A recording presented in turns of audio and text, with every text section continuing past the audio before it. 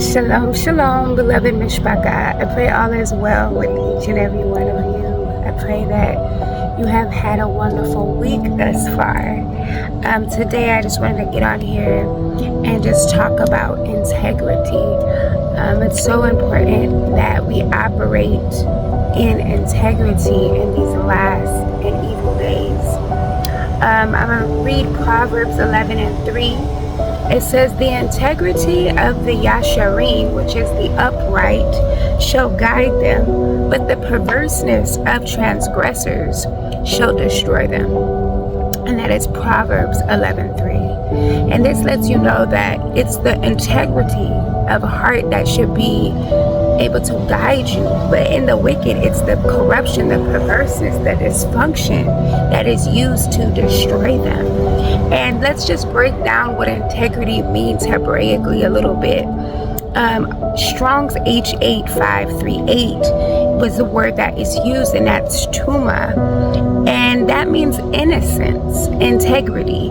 And it's from the root word tum, which is H8537, which says completeness, figuratively, prosperity, usually moral innocence, full integrity, perfection,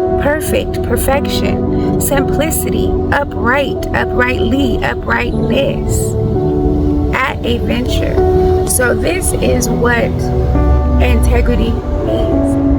I love it how it calls it moral innocence. And when you have integrity, you are complete. But what you notice when you look back over your life, when you first lie, it would be difficult. But the more you lie, the harder it doesn't even matter to you. It becomes easier for you to do that lie. So you have lost integrity. The more we choose sin, we end up losing our integrity. And then praise Yahusha for his blood, that we can be cleansed and restored. And that should make us new creatures in him. So our integrity should be fully established. So no matter what is going on, what people are around or not around, we should still be operating in the fullness of integrity, walking upright, walking in a pure heart, walking according to the moral compass of Yahuwah. And then I look to the Webster's, and it says the integrity, the quality of being honest and having strong moral principles, moral uprightness. And as I was driving yesterday, this is what I got for integrity. It says integrity is doing the right thing even when it doesn't pay off, even when it seems you have lost.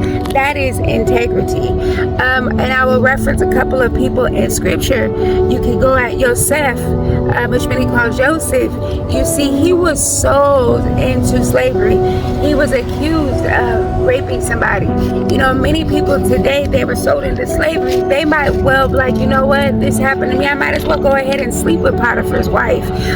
But Joseph, he operated integrity even though it cost him going to prison. That's true integrity. He kept his innocence of morality.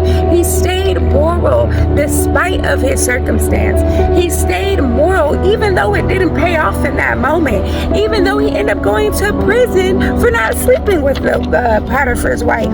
So that's true integrity. And then another reference is Job, which many people call Job.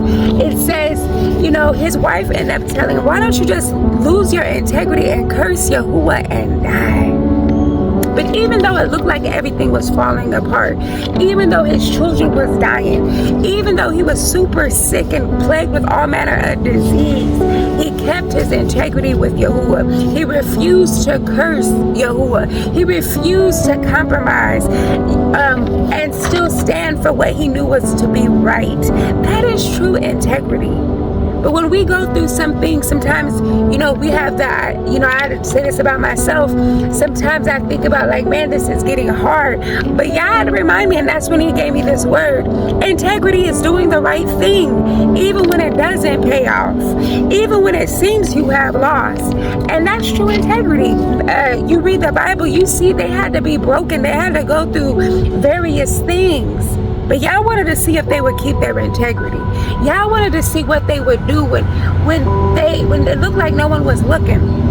When it looked like, it's better off if you go ahead and give up. That's what we have to go through. That's trials and tribulations to be purified. It's trials and tribulations to be tested and to see where your heart is truly at. That's what the word says. The Most High tries the hearts of every man, woman, and child.